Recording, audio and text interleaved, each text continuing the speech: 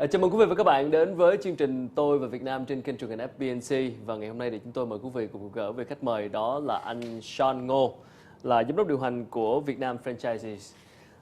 Thank you so much for coming. Thank you, Ken. Thank you for the invitation. So we talk about franchising today, Yes. which is your expertise. I'm very excited. Well, there's no doubt about Vietnam's market in terms of the opportunities for franchising. We have a huge populations, strong purchasing powers, developing economy. You see all the big brands that started coming right now. But how about the risk? Well, that's a very good question, Ken. I mean, obviously with McDonald's opening up in the next few weeks, it's going to generate worldwide excitement about Vietnam.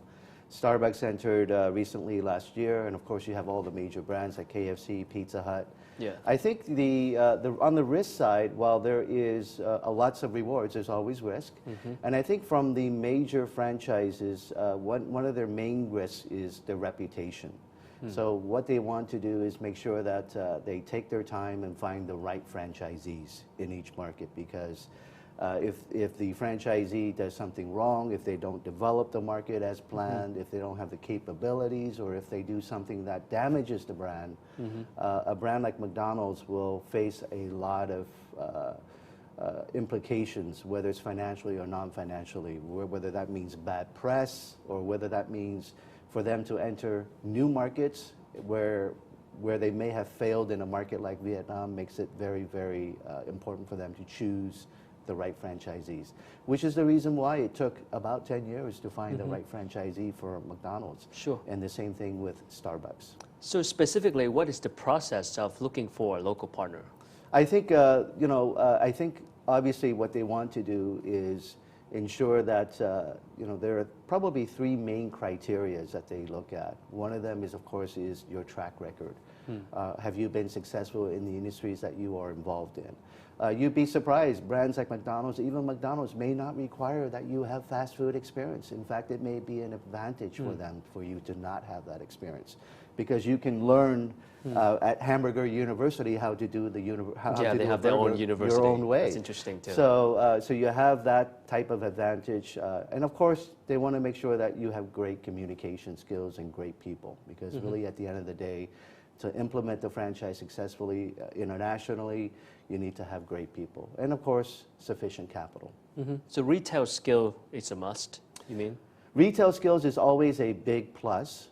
It is not always a must, though. In terms of preferable attributes, of course, getting an access to great real estate locations is a huge advantage. If everybody else is the same, and you have the ability to locate and to acquire great locations, that of course is very important to a brand like McDonald's. Yeah, it took McDonald's like 10 years to finally make the decision to come here. Yes. And took Starbucks quite a few years too. Yes. I mean, what are some of the specific sides saying that, okay, the market is ready, we can come right now? I mean, Sure. how do they do due diligence for this market? Sure.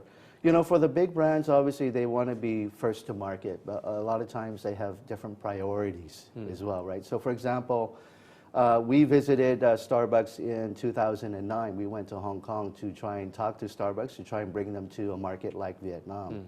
And, we were probably one of 100 groups that came to the Starbucks office there. And so what you find is that, even Starbucks, even in 2009, their CEO for Asia Pacific told us their team had been to Vietnam over 50 times in the last 2 years. So that meant from 2007 to 2009, they had been to Vietnam over 50 times. It was not because they did not notice the market, but they had just entered markets like China, and they were not even in India yet. So they had very big markets on their plates, and they had to choose and prioritize. And of course, once they have made those entries, their next focus was Vietnam. So it made a lot of sense. So I think a lot of it comes from priorities and limited resources, because even McDonald's, even Starbucks have limited resources. So for international brands, do they go directly to local partners, or do they usually go through a consultant like you? Or Well, they find local partners directly? there's certainly three ways to do it. They can do it themselves.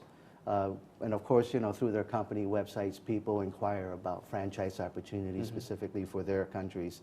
Although that usually is never of it's usually not that effective, because they get hundreds and hundreds of Yeah, inquiries. I'm talking about Vietnam's market. Well, specifically for Vietnam, they would actually use us, for example, to help them find quality franchisees, or they can do it on their own through their regional contacts. But in general, for the bigger brands, they care a lot about choosing the right franchisee and not just selling a franchise. So for the major brands like McDonald's and Starbucks, because they are well represented in Asia already, usually they go through their third-party partners. Okay. So usually it's somebody from Hong Kong or somebody from Singapore who they ask and say, do you want markets like Vietnam? And then they leave it up to that partner to find a local partner in Vietnam, for example.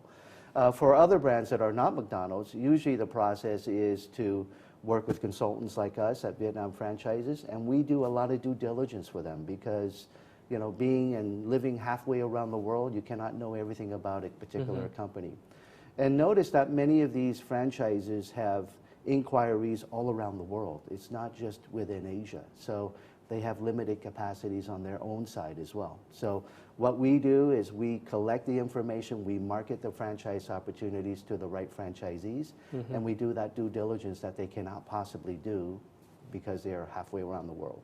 So you said when they're looking for a local partner, usually experience is something plays very important role. But how about the chance for the fresh entrepreneurs or any startup business? Certainly, we talk a lot about experience, and a lot of companies in Asia, especially in Vietnam, we have lots of experience in real estate. We have lots of experience in retail, in all these other industries that may or may not be related to franchising. I think what they also look for is a lot of passion. Why is it that you want to do? Why is it that you want McDonald's? It's got to be more than just making money, right? Okay. It's got to be something that you really are passionate about it. You will stick to the business. You will go thick and thin throughout the business to ensure that it will be successful. That is the kind of quality that they look for. So if everything else is equal, the deciding factor will be passion. How passionate are you about the brand? What are the real reasons why you want to acquire the brand?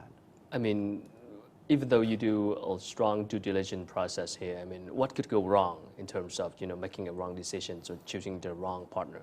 Well, the franchising by itself means that it's a very entrepreneurial type of joint venture. Right? Let's call it a joint venture because it really is a joint venture between the franchisor and the franchisee. Franchisor needs to do everything possible to make sure that their franchise is successful worldwide. Franchisee needs to do everything that is possible to make it successful in markets like Vietnam. So they both have to be at the top of their game. And if they're not at the top of their game, then the franchise system will fail. Now, what you see in Vietnam also is great brands that unfortunately are not doing too well. And then you see great brands that are doing very well. And they're doing very well is because both sides of the equation are doing quite well. All right, thank you so much, and we'll get back after a short break. Okay, Thank you. you. Thưa quý vị, vừa rồi là những chia sẻ của anh Sean Ngô, là giám đốc điều hành của Vietnam Franchises, là một tổ chức cung cấp các dịch vụ tư vấn liên quan đến vấn đề nhượng quyền thương mại tại Việt Nam. Quý vị có thể xem lại chương trình này trên trang web tôi và Việt Nam fbnc.com hoặc là trang website của kênh FBNC tại địa chỉ là fbnc.vn. Chúng tôi sẽ còn quay trở lại sau ít phút giải lao.